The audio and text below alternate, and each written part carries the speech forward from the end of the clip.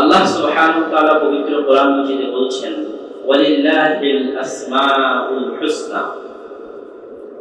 আল্লাহ সুবহানাহু ওয়া তাআলার রয়েছে নাম সমূহ, একটা নাম নয়, অসংখ্য অগণিত নাম, শুধু 99টিও নয়, অসংখ্য অগণিত নাম। আল হুসনা শুধু সুন্দর নয়, আহসান মানে হচ্ছে সবচেয়ে সুন্দর, যার মুআন্নাস বা স্ত্রীলিঙ্গবাচক শব্দ হচ্ছে হুসনা, সবচেয়ে সুন্দর, সুন্দরতম, অগণিত অসংখ্য নাম। ওয়ালিল্লাহিল আসমাউল হুসনা, আর মহান আল্লাহ রয়েছে অগণিত অসংখ্য সুন্দরতম নাম, সুন্দরতম অগণিত অসংখ্য নাম। ফাদউহু বিহা, তোমরা আল্লাহ সুবহানাহু ওয়া তাআলাকে সেই নামগুলো দিয়ে ডাকো। ওয়াদারুল লাযীনা ইউলহিদুনা ফি আসমাইহি, আর যারা আল্লাহ সুবহানাহু ওয়া তাআলার নামে বিকৃতি সাধন করে, ইলহাদ করে, শিরক করে, তাদেরকে তোমরা ছেড়ে দাও। সাইয়ুজাউনা মা কানু ইয়ামালুন, যারা এহেন নেককারজনক কাজে লিপ্ত হয়, অর্থাৎ আল্লাহর নামে বিকৃতি সাধনে, আল্লাহর নামে ও গুণে শিরকে লিপ্ত হয়, তারা তাদের কাজের ফল একদিন ভোগ করবেই করবে, প্রতিদান প্রতিফল পাবেই পাবে।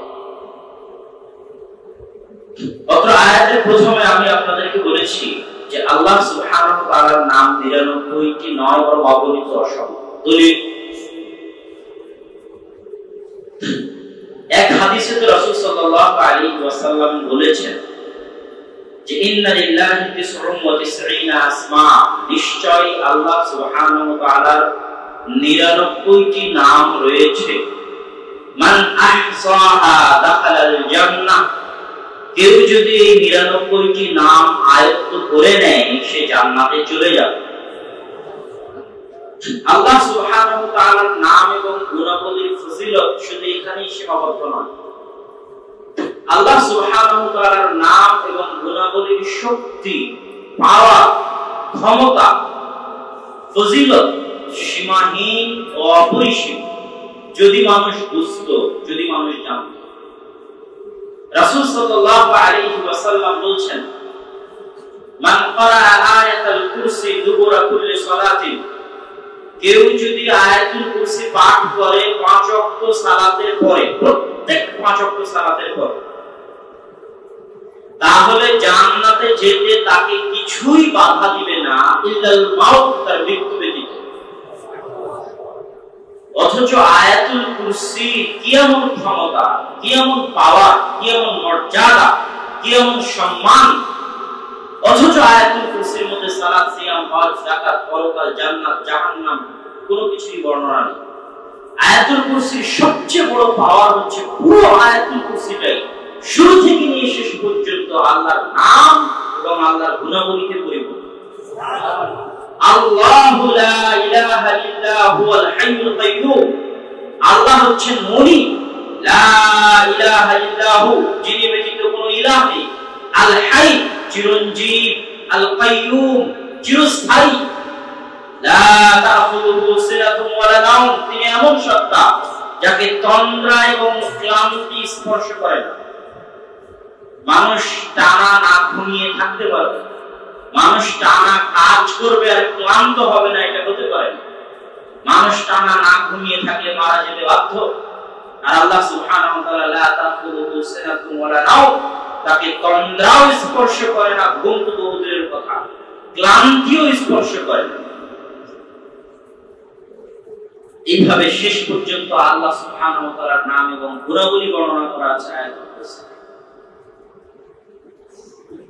এক হাদিসে রাসূল সাল্লাল্লাহু আলাইহি ওয়াসাল্লাম বলেছেন মান ক্বারা সূরাতুল ইখলাস, কেউ যদি সূরাতুল ইখলাস পাঠ করে তাহলে সে যেন সুলুসুল কোরআন, একবার যদি পাঠ করে তাহলে পবিত্র কোরআনের 3 ভাগের 1 ভাগ পাঠ করলো।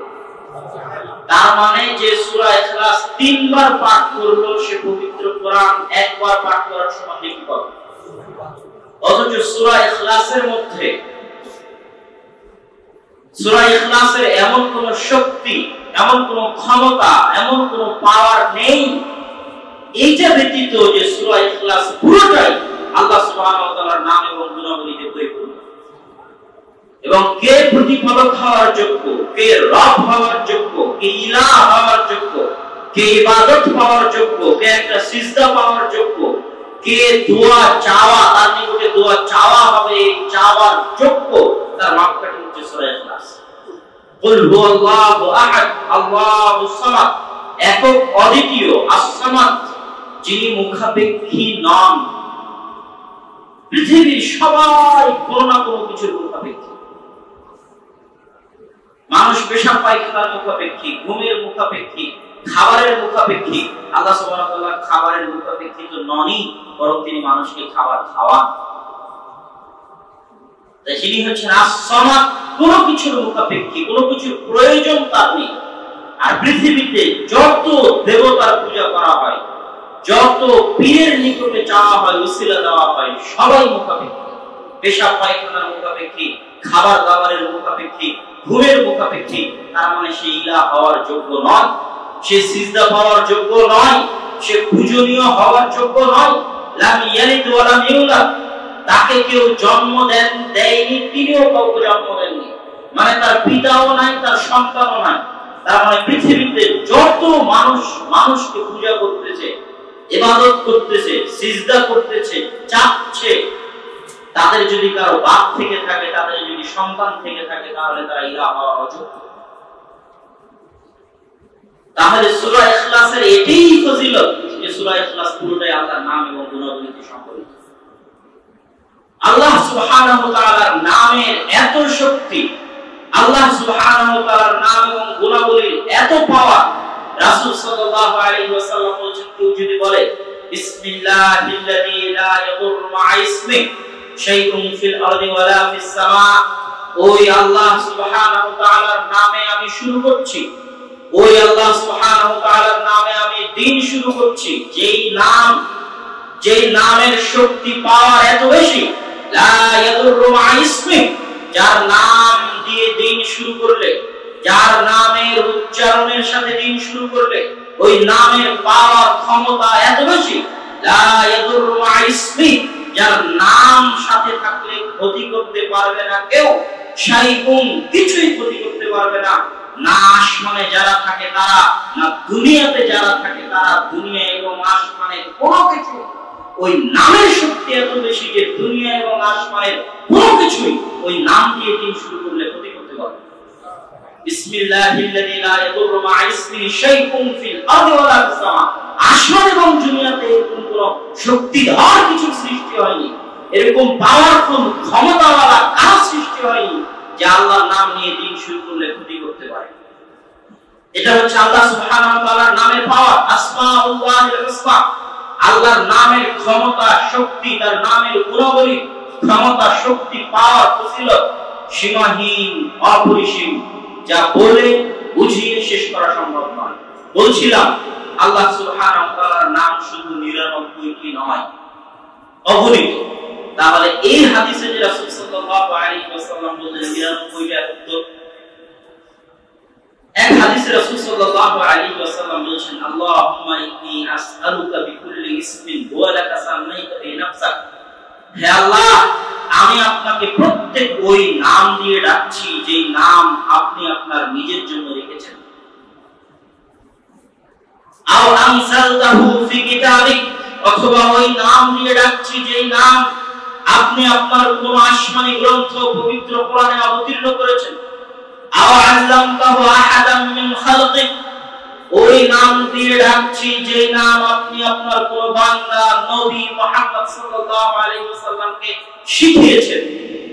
আও ইস্তাআতারতা বিহি, অথবা আপনি ওই নাম পছন্দ করেছেন ফি ইলমিল গায়বি ইনদাক, ইলমুল গায়ব, অদৃশ্যের জ্ঞানে, গায়বের জ্ঞানে আপনার নিকটে আপনি আপনার জন্য পছন্দ করেছেন, কিন্তু আপনি পবিত্র কোরআনে অবতীর্ণ করেননি, আপনার বান্দা মুহাম্মদ সাল্লাল্লাহু আলাইহি ওয়াসাল্লামকে শিখাননি। এটা আপনার নিকটে আপনার ইলমুল গায়বে আছে, ওই নাম দিয়েও আমি আপনাকে ডাকতেছি। এই হাদিস প্রমাণ করে যে কিছু নাম আল্লাহ সুবহানাহু ওয়া তাআলার আছে যেগুলো তিনি পবিত্র কোরআনেও অবতীর্ণ করেননি, যেগুলো তিনি তার নবী মুহাম্মদ সাল্লাল্লাহু আলাইহি ওয়াসাল্লামকে শিখাননি। এই হাদিস প্রমাণ করে যে মুহাম্মদ আর আল্লাহ সুবহানাহু ওয়া তাআলার শুধু 99টি নাম নয়, অগণিত অসংখ্য নাম, তার মধ্যে 99টি নামের বর্ণনা কোরআন এবং হাদিসে এসেছে বা রাসূল সাল্লাল্লাহু আলাইহি ওয়াসাল্লামকে শিখানো হয়েছে। আমরা আল্লাহ সুবহানাহু ওয়া তাআলার নাম এবং গুণাবলী বলতে গিয়ে দুটো বিষয়ের দিকে ইঙ্গিত দিই। একটা হচ্ছে আল্লাহ সুবহানাহু ওয়া তাআলার নাম আ'লাম, আর একটা হচ্ছে আল্লাহ সুবহানাহু ওয়া তাআলার নাম আওসাফ। আমি আরবি শব্দ বললাম, অনুবাদ হচ্ছে আল্লাহ সুবহানাহু ওয়া তাআলার নাম শুধু নাম নয়, বরং দু আওসাফ। আল্লাহ সুবহানাহু ওয়া তাআলার নামের যে অর্থ, সেই গুণের সর্বোচ্চ রূপ, সর্বোচ্চ স্তর এবং মহান স্তরে সেই গুণ তার মধ্যে পাওয়া যায়। একদল ফেরকা পরবর্তীতে আবির্ভূত হয়েছে যারা আল্লাহ সুবহানাহু ওয়া তাআলার নামকে শুধু নাম হিসেবে রেখেছে, এটা তার নাম। যেমন আমাদের মানুষের মধ্যে যে নাম রাখা হয়, এই নাম দিয়ে কেউ দাবি করতে পারবে না যে আমার নাম শুধু আমার নাম নয়, বরং আমার নাম আমার আওসাফ, আমার গুণেরও প্রমাণ বহন করে, এটা দাবি করতে পারবে না। যেমন একজনের নাম আপনি রেখেছেন আফদাল। আফজাল শব্দের অর্থ হচ্ছে সর্বোত্তম।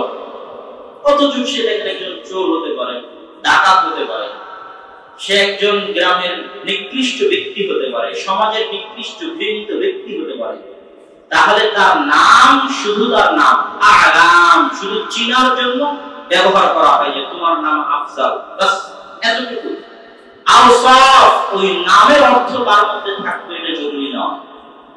তো পরবর্তীতে একদল ফেরকা আবির্ভাব হয়েছে যারা মনে করে আল্লাহর নাম শুধু আল্লাহর নাম, ডাকার জন্য, বাস পরিচয়ের জন্য, চিনার জন্য, কিন্তু ওই নামের অর্থ তার মধ্যে থাকতে হবে কথা নয়। কিন্তু এই আকীদা চরম ভ্রান্ত এবং ভুল। বরং আল্লাহর যতগুলো নাম আমরা জানি, প্রত্যেক নামের যে অর্থ, ওই অর্থের সর্বোচ্চ স্তর, ওই অর্থের সর্বোচ্চ গুণ আল্লাহ সুবহানাহু ওয়া তাআলা আছে। যেমন আল্লাহ সুবহানাহু ওয়া তাআলা তার নিজের জন্য লিখেছেন আলিম, জ্ঞানী। তার মানে জ্ঞানের সীমাহীন, অসীম এবং জ্ঞানের সর্বোচ্চ মহান স্তরের অধিকারী হচ্ছেন তিনি। আর এই জন্যই তিনি ইবাদতের যোগ্য। কেন? যে তিনি আলিম, অসীম জ্ঞানের অধিকারী, সীমাহীন জ্ঞানের অধিকারী, জ্ঞানের সর্বোচ্চ স্তরের অধিকারী। এই জন্য তিনি ইলাহ।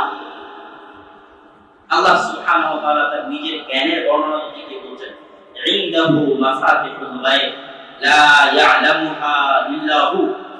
অদৃশ্যের জ্ঞানের চাবিকাঠি একমাত্র আল্লাহর নিকটে রয়েছে। লা ইয়ালামুহা ইল্লা হু। অদৃশ্য জ্ঞান আল্লাহ সুবহানাহু ওয়া তাআলা ব্যতীত কেউ জানে না। এমন কি ইয়ালামু মা ফিল বাররি ওয়াল বাহর, সমুদ্রের অতল গহ্বরে কি আছে, আটলান্টিক মহাসাগরের অতল গভীরে কি আছে, সেই জ্ঞান আল্লাহ রাখেন। ওয়াল বার, জমিনের কোন কোণায় কি লুকিয়ে আছে, সেই জ্ঞান আল্লাহ রাখেন। ওয়ামা তাসকুতু মিন ওয়ারাকাতিন, এমন কি গাছের একটা পাতাও নড়ে না, যে নড়ার জ্ঞান আল্লাহ রাখেন। মানে প্রতি সেকেন্ডে সারা পৃথিবীর যত কোটি গাছের পাতা নড়ছে, এই নড়ার জ্ঞান আল্লাহ সুবহানাহু ওয়া তাআলার নিকটে রয়েছে। ওয়ালা হাববাতিন ফি যুলুমাতিল আরদি ওয়ালা রাতবিন ওয়ালা ইয়াবিস, জমিনে ছড়িয়ে ছিটিয়ে থাকা কোন কঙ্কর, ধূলিকণা, পাথরকণা, বালিকণা, প্রত্যেক কিছু জ্ঞান ইল্লা ফি কিতাবিন মুবিন, আল্লাহ সুবহানাহু ওয়া তাআলার নিকটে রয়েছে। শুধু তাই নয়, আল্লাহ সুবহানাহু ওয়া তাআলা এত জ্ঞানী, এত জ্ঞানী, এত জ্ঞানী যে আলিমুন বিযাতিস সুদূর, সারা পৃথিবীর কোটি কোটি মানুষ তাদের অন্তরে কি কল্পনা করতেছে তার মানুষ তো জানে না, পৃথিবীর কোন যন্ত্র মেশিনও জানে না। আল্লাহু আলিমুম বিযাতিস সুদূর, কিন্তু কোটি কোটি মানুষ অন্তরে কি কল্পনা করতেছে তা আল্লাহ সুবহানাহু ওয়া তাআলা জানেন। এই অসীম সীমাহীন এবং জ্ঞানের সর্বোচ্চ স্তরের কারণে আল্লাহ সুবহানাহু ওয়া তাআলা ইবাদতের যোগ্য এবং তিনি একমাত্র ইবাদত। আল্লাহ সুবহানাহু ওয়া তাআলার আরো যত গুণ রয়েছে সব গুণগুলো ঠিক এরকমই। আল্লাহ সুবহানাহু ওয়া তাআলা নিজের জন্য দাবি করেছেন যে তিনি রহমান, নিজের জন্য দাবি করেছেন যে তিনি রহিম। রহমানের দয়া এত সীমাহীন, এত বিশাল, এত মহা দয়া, দয়া এত সর্বোচ্চ স্তরে তিনি অধিষ্ঠিত, দয়া এত সর্বোচ্চ গুণ তার মধ্যে রয়েছে। যারা মুহাম্মদ সাল্লাল্লাহু আলাইহি ওয়াসাল্লাম এক হাদিসে বলছেন আল্লাহর দয়া 100 ভাগে বিভক্ত। একটা দয়া তিনি পৃথিবীর সকল জীব জন্তু জানোয়ার মানুষ জিন পশু পাখি মধ্যে ভাগ করে দিয়েছেন। ওই একটা দয়ার বদৌলতে আদম থেকে নিয়ে আজ পর্যন্ত কিয়ামত পর্যন্ত হাজারো কোটি মানুষ তার স্ত্রীকে, তার সন্তানকে, তার বাপকে, তার মাকে ভালোবেসে যাচ্ছে, বাঁচতেছে। সারা পৃথিবীর প্রত্যেক জীব জন্তু জানোয়ার একজন আরেকজনের উপর দয়া করতেছে। আমি আপনার কাছে যে হাত পাচ্ছি আপনি দয়া করছেন, আরেকজন আরেকজনের কাছে সহযোগিতা চাচ্ছে সে দয়া করছে। সারা পৃথিবীর কোটি কোটি মানুষ আদম থেকে কিয়ামত পর্যন্ত যত জনের উপর দয়া করতেছে সব দয়া আল্লাহ সুবহানাহু ওয়া তাআলার 100 ভাগের দয়ার 1 ভাগ। আল্লাহু আকবার। তাহলে আল্লাহ সুবহানাহু ওয়া তাআলা কত বড় দয়ালু, এত বড় দয়ালু হওয়ার কারণেই তার নিকটে না চাইলে তিনি রাগ করেন এবং এটাকে তিনি অহংকার মনে করেন, এটা তার দয়া। যেহেতু তিনি এত বড় দয়ালু, এই জন্যই তিনি চান যে মানুষ তার নিকটে যাক।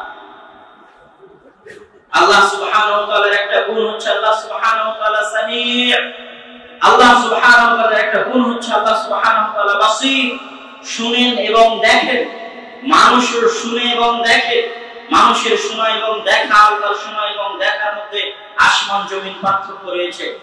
মানুষ যদি কানে কানে আস্তে আস্তে কথা বলে মানুষ শুনতে পাবে না, অল্প একটু দূরের কথা মানুষ শুনতে পাবে না, ওই কোনায় কে কথা বলছে সেই কথা মানুষ শুনতে পাবে না। কিন্তু আল্লাহ সুবহানাহু ওয়া তাআলা এখন পৃথিবীতে যত মানুষ যে কথা বলতেছে প্রত্যেকের কথা একসাথে সারা পৃথিবীর সকল মানুষের কোটি কোটি মানুষের কথা আল্লাহ সুবহানাহু ওয়া তাআলা একসাথে শুনতেছে। সামির বাসীর, মানুষ দেখে, মানুষের চোখে যখন আলো রিফ্লেক্ট করে তখন মানুষ দেখতে পায়, হয় সূর্যের আলো না মানুষের কৃত্রিম বাতির আলো। আর যখন আলো রিফ্লেক্ট করে না তখন মানুষ দেখতে পায় না। মানুষের চোখের সীমা আছে। আল্লাহ সুবহানাহু ওয়া তাআলা অন্ধকার রাতে কালো পাথরের মতো চলা কালো পিঁপড়াকে দেখতে পান। সম্মানিত উপস্থিতি, তাহলে আমরা বলছিলাম যে আল্লাহ সুবহানাহু ওয়া তাআলার নাম শুধু নাম নয়, বরং আল্লাহ সুবহানাহু ওয়া তাআলার প্রত্যেক নামের যে অর্থ আছে ওই অর্থের সর্বোচ্চ স্তর, অসীম সীমাহীন স্তরের মালিক হচ্ছেন তিনি, ওই গুণের সর্বোচ্চ স্তরের মালিক হচ্ছেন তিনি। এই জন্যই ওয়ালিল্লাহিল আসমাউল হুসনা। এখন আল্লাহ সুবহানাহু ওয়া তাআলা মানুষকে নির্দেশ দিচ্ছে যে আল্লাহ সুবহানাহু ওয়া তাআলার নাম ও গুণাবলী রয়েছে, ফাদউহু বিহা, তোমরা আল্লাহ সুবহানাহু ওয়া তাআলার নাম ও গুণাবলী দিয়ে তাকে ডাকো। এই উদউ ডাকো, এটা মানুষ কিভাবে ডাকবে? আল ইমাম ইবনুল কাইয়্যিম রাহিমাহুল্লাহ এই আয়াত এবং ওই হাদিস, কোন হাদিস? যে হাদিস রাসূল সাল্লাল্লাহু আলাইহি ওয়াসাল্লাম বললেন ইন্না লিল্লাহি 99 আসমা, আল্লাহর রয়েছে 99টি নাম, মান আহসাহা দাখালাল জান্নাহ, যে 99টি নাম আয়ত্ত করে নিলে দাখালাল জান্নাহ, সে জান্নাতে চলে যাবে। ইমাম ইবনুল কাইয়্যিম রাহিমাহুল্লাহ এই আয়াত, যে আয়াতে আল্লাহ বলছেন আল্লাহর সুন্দরতম অসংখ্য অগণিত নাম আছে ডাকো, আর আল্লাহ রাসূল বলছেন আল্লাহর 99টা নাম আছে আয়ত্ত করলে জান্নাতে যাবে। এই আয়াত এবং এই হাদিসের ব্যাখ্যায় ইমাম ইবনুল কাইয়্যিম রাহিমাহুল্লাহ বলছেন আল্লাহর নামের ডাকার আর আল্লাহর নামকে আয়ত্ত করার কয়েকটা পদ্ধতি আছে। আল্লাহ সুবহানাহু ওয়া তাআলার নামকে ডাকা এবং আয়ত্ত করার প্রথম পদ্ধতি হচ্ছে আল্লাহ সুবহানাহু ওয়া তাআলার নাম সমূহ মুখস্থ করা। এটা এক নাম্বার। কিন্তু শুধু মুখস্থ করলে মানুষ জান্নাতে চলে যাবে আর মুখস্থ করলে টাকা হবে তা নয়। মুখস্থ করার পরে 2 নম্বর আল্লাহ সুবহানাহু ওয়া তাআলার নামের ইবাদত করার উপায়, দ্বিতীয় উপায় পরিস্থিতির বিবেচনায় আল্লাহ সুবহানাহু ওয়া তাআলার ওই নাম স্মরণ করা যেই নাম ওই পরিস্থিতির সাথে খাপ খায়। যেমন মানুষের জ্ঞানের দরকার, তাহলে জ্ঞানের সাথে খাপ খায় এমন নাম, ইয়া আলিম আল্লিমনি, হে মহাজ্ঞানী আপনি আমাকে জ্ঞান দেন। পরিস্থিতির বিবেচনা। মানুষের ক্ষমা দরকার, ইয়া রহমান ইয়া গফুর, হে মহা ক্ষমাশীল, হে অসীম দয়ার অধিকারী আপনি আমার প্রতি দয়া করেন, আপনি আমাকে ক্ষমা করেন। বিপদে পড়েছে, ইয়া মুগীথ আগিথনি, আল্লাহ সুবহানাহু ওয়া তাআলার একটা নাম হচ্ছে মুগীথ, হে বিপদ থেকে উদ্ধারকারী আপনি আমাকে বিপদ থেকে উদ্ধার করেন। তাহলে পরিস্থিতির বিবেচনায় ইয়া রাজ্জাক, রিজিকের দরকার, রুজি দরকার, ওই ইয়া রাজ্জাক হে রিজিকের মালিক, হে রিজিকের দাতা, রুজুকনি আপনি আমাকে রিজিক দেন, আপনি আমাকে রিজিকে বরকত দেন। তাহলে যেই পরিস্থিতিতে মানুষের যেই প্রয়োজন, সেই প্রয়োজনের আলোকে মানুষ আল্লাহর নামগুলোর মধ্যে থেকে তার প্রয়োজন অনুযায়ী নাম বাছাই করে নিয়ে